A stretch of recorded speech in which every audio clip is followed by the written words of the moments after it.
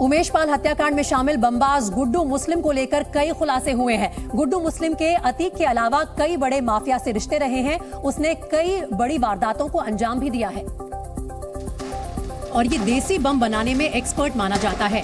उमेश पाल की कार पर बम बरसा रहा यही शख्स गुड्डू मुस्लिम है।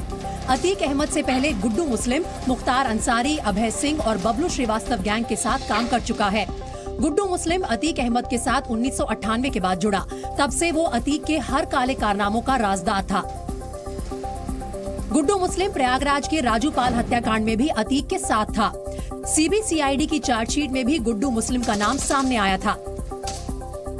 पूर्वांचल का रहने वाला गुड्डू मुस्लिम अतीक के सबसे बड़े बमबाज के रूप में जाना जाता है।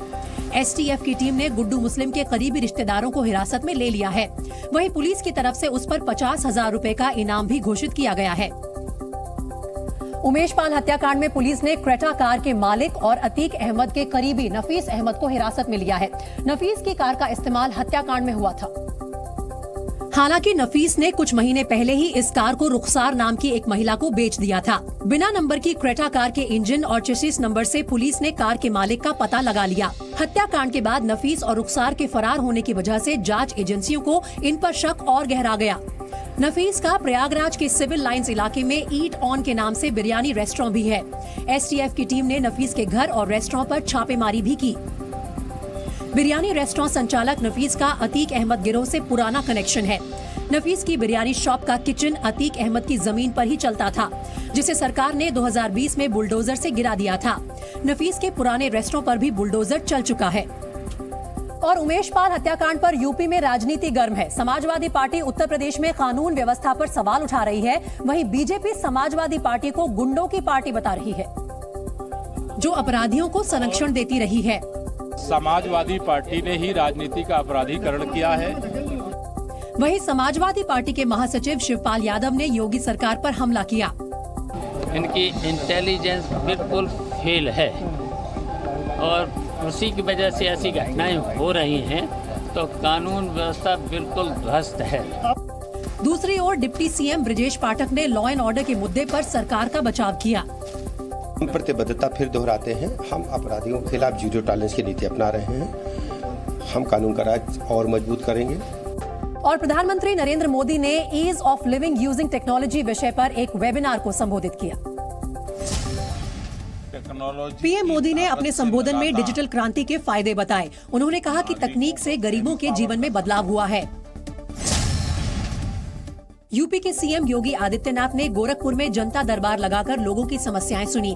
इस दौरान सीएम योगी ने बच्चों को चॉकलेट भी बांटी। एनसीपी विधायकों ने आज सिर पर प्याज लेकर महाराष्ट्र विधानसभा के बाहर प्रदर्शन किया। एनसीपी विधायक किसानों को प्याज का उचित दाम देने की मांग कर रहे थे। मुंबई के प्रसिद्ध वानखेड़े स्टेडियम के अंदर सचिन तेंदुलकर की एक बड़ी मूर्ति लगाई जाएगी। इसी मैदान पर सचिन ने अपना अंतिम मैच खेला था। तृणमूल कांग्रेस का ट्विटर हैंडल हैक हो गया है। हैकर ने नाम के अलावा लोगो भी बदल दिया है। हैकर ने अकाउंट का नाम युगा लैब कर दिया। सीबीआई की 5 दिन के रिमांड में दिल्ली के उप मुख्यमंत्री मनीष सिसोदिया को सुप्रीम कोर्ट से झटका लगा है। गिरफ्तारी के खिलाफ उनकी अर्जी को सुप्रीम कोर्ट ने खारिज कर दिया, क्योंकि सुप्रीम कोर्ट ने कहा कि सीधे सुप्रीम कोर्ट आने से पहले आपको दिल्ली हाई कोर्ट जाना चाहिए था।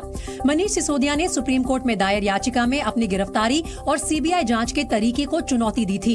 इस याचिका की सुनवाई चीफ जस्टिस चंद्रचूड़ और जस्टिस पीएस नरसिम्हा की बेंच में हुई।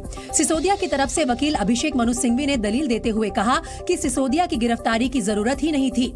ऐसी कोई कसौटी नहीं है जिस आधार पर गिरफ्तारी हो। भागने की कोई आशंका नहीं है। जांच या सबूतों से छेड़छाड़ की आशंका नहीं है। इस पर सुप्रीम कोर्ट ने कहा, जो दलील यहाँ दे रहे हैं वो आप हाई कोर्ट में भी दे सकते हैं। अगर कोई मामला दिल्ली का है तो इसका मतलब नहीं है कि सारे कानूनी विकल्प छोड़कर आप सुप्रीम कोर्ट आ जाइए। इसके बाद सिंघवी ने सुप्रीम कोर्ट से अर्जी वापस लेने की इजाजत मांगी। बेंच जब उठने लगी तो सिंघवी ने कोर्ट से ये भी आग्रह किया कि इस मामले में सुप्रीम कोर्ट निचली अदालत को जमानत पर जल्द सुनवाई के लिए निर्देश दे, जिसका सॉलिसिटर जनरल तुषार मेहता ने विरोध किया। बेंच इस पर बिना कुछ टिप्पणी किए उठ गई। वैसे सुप्रीम कोर्ट के फैसले का बीजेपी और कांग्रेस दोनों ने ही स्वागत किया है। बीजेपी का कहना है कि सिसोदिया शराब घोटाले में जांच से बचना चाहते हैं और सुप्रीम कोर्ट का फैसला बिल्कुल ठीक है। माननीय सर्वोच्च न्यायालय ने आम आदमी पार्टी को आईना दिखाया है। मैं एक सवाल पूछना चाहता हूं कि आखिर इसकी जरूरत क्या थी। बीजेपी ने आरोप लगाया कि आम आदमी पार्टी सरकार ने दिल्ली की जनता को शराब की लत में झोंक दिया। एक जागरूकता अभियान चलाएगी पार्टी, जिसमें कि यह भी होगा कि किस प्रकार से जो युवा पीढ़ी है वो इस षड्यंत्र को समझे और हमारे नागरिक भी इसको समझे।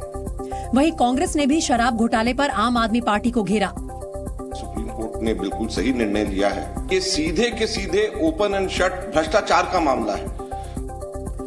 शराब घोटाले में गिरफ्तार दिल्ली के मुख्यमंत्री मनीष सिसोदिया को लेकर दिल्ली की सियासत गर्म है। बीजेपी और आम आदमी पार्टी में जमकर वार पलटवार हो रहे हैं। बीजेपी सांसद गौतम गंभीर ने सिसोदिया की गिरफ्तारी को सही बताया। तो इसमें कुछ गलत नहीं किया सीबीआई ने। वहीं मनोज तिवारी ने कहा कि शराब घोटाले के मास्टरमाइंड तक भी सीबीआई पहुंचेगी।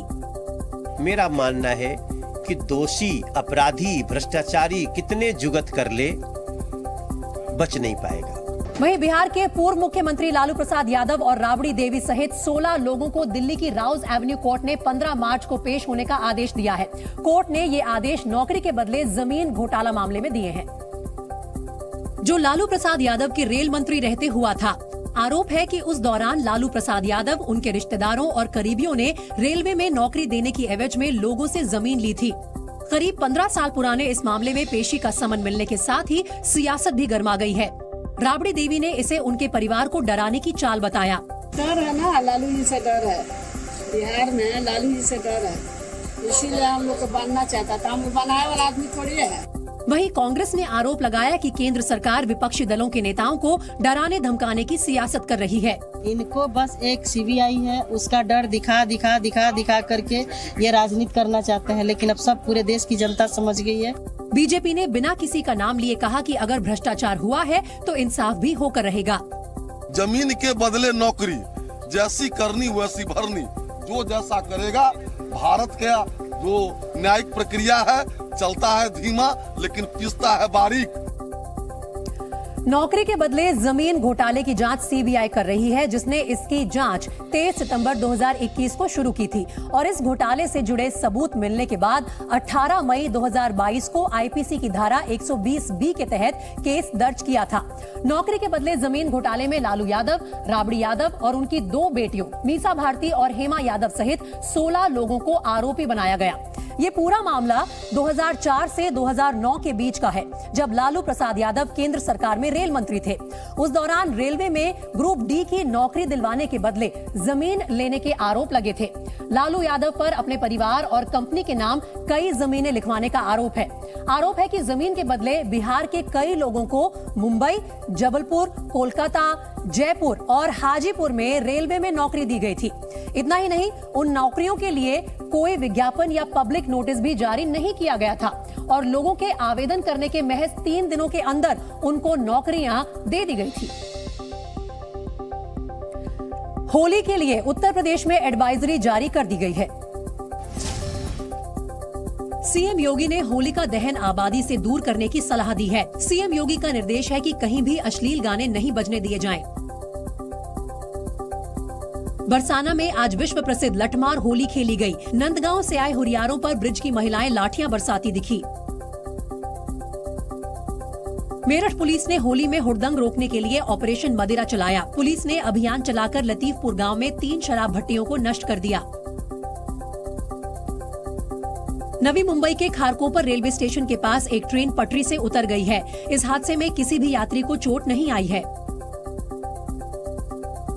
हिमाचल प्रदेश के मनाली में बर्फबारी लगातार जारी है। देश भर से पर्यटक यहां बर्फबारी का लुत्फ लेने पहुंच रहे हैं।